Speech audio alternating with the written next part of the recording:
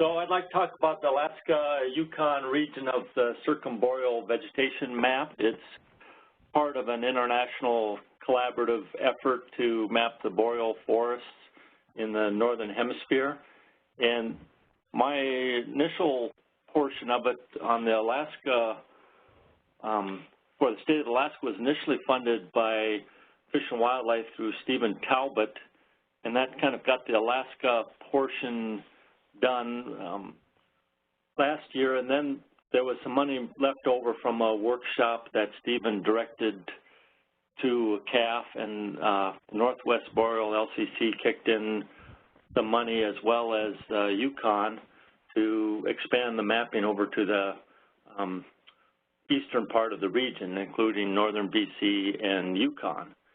And this mapping effort has been going on for several years with collaborative help through Stephen Talbot, who is kind of the facilitator of the effort and facilitator of the large working group, and then Dave Selkowitz provided, and Carl Markon provided GIS map inputs, specifically the MODIS imagery, and then Skip Walker's been instrumental in initiating and driving the whole process, and Teresa Hollingsworth has contributed some input on boreal forest classification.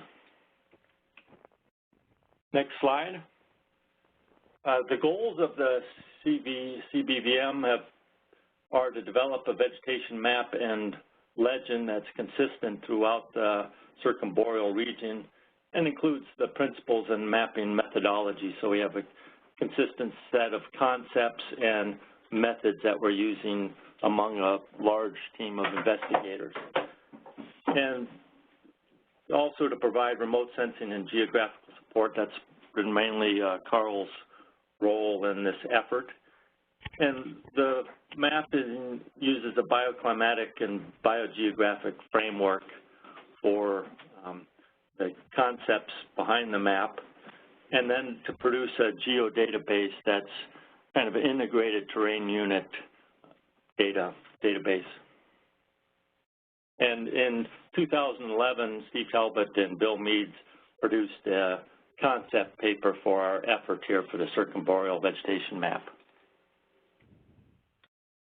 So we have some milestones for the CBVM. It initially started out in Tromsø in 2005 with a resolution to make a CBVM map. We've had annual workshops almost every year through to last spring and February in Helsinki. And I'm presenting here our draft of the Alaska-Yukon region. It's the first regional map to be completed, and we are still working through the classification system and hierarchy, and so I would imagine that there will be some revisions yet to come in the future on how we fully implement this map. Here we've produced a series of workshop reports. They've been compiled and edited by Stephen Talbot, who's done a huge effort here in shepherding this large international effort. And each one of these volumes produced and available through CAF are large compendiums of international expertise on the circumboreal vegetation classification and mapping approaches. So we've developed some milestones for the project starting from 2009 and compiling the map products inputs to actual doing pilot scale prototype mapping for the various regions. And we had some expectations that we would get to a full map by 2015 and publication in the 2016 time period. I'm sorry to interrupt. I want to make sure I'm on the right slide. Are you on the slide titled "Where is the CBVM at in 2015"? Yep, that's correct. Okay, thanks. But we've since about 2014, since the Helsinki meeting in 2014, which was mostly focused on the Russian collaborators, investigators, about 30 of them, we've kind of stalled out as an international group, primarily to the lack of funds, and we have kind of a lack of funds that leads to contracts, to obligations to produce, and some leadership there. So we've, through funding and contractual obligations, we've gotten through this Alaska-Yukon region, but the other regions are delayed. CBVM follows the general approach of the vegetation map of Europe by Bond and his colleagues in 2000. And this has a framework of zonal and azonal plant communities. It uses a formation approach at level 1 based on physiognomy, but it also gets a little complicated in that they inject some environmental conditions at this level 1.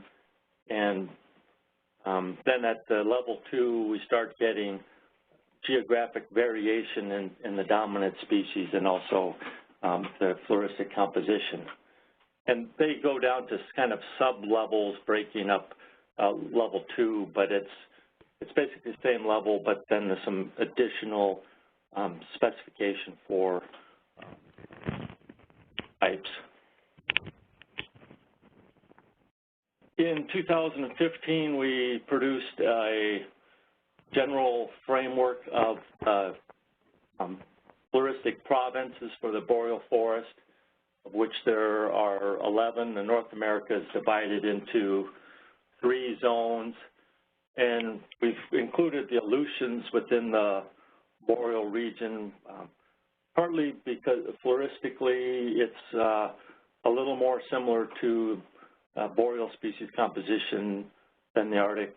Talbot's done analysis of vegetation there, and there's a strong consensus among our international colleagues that we should include these oceanic heaths, kind of northern maritime areas into the boreal. There was some emphasis, or a few individuals wanted to put the southeastern rainforest into the boreal because of the conifer component of it, northern latitudes and being conifers, but we've resisted that.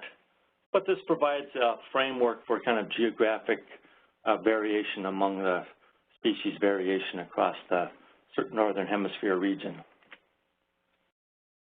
Here's kind of a framework for how we're trying to organize vegetation within a bioclimatic framework. Here is just simply above the top part of the screen is continentality index, and then here's an example by Nikolai Ermakov trying to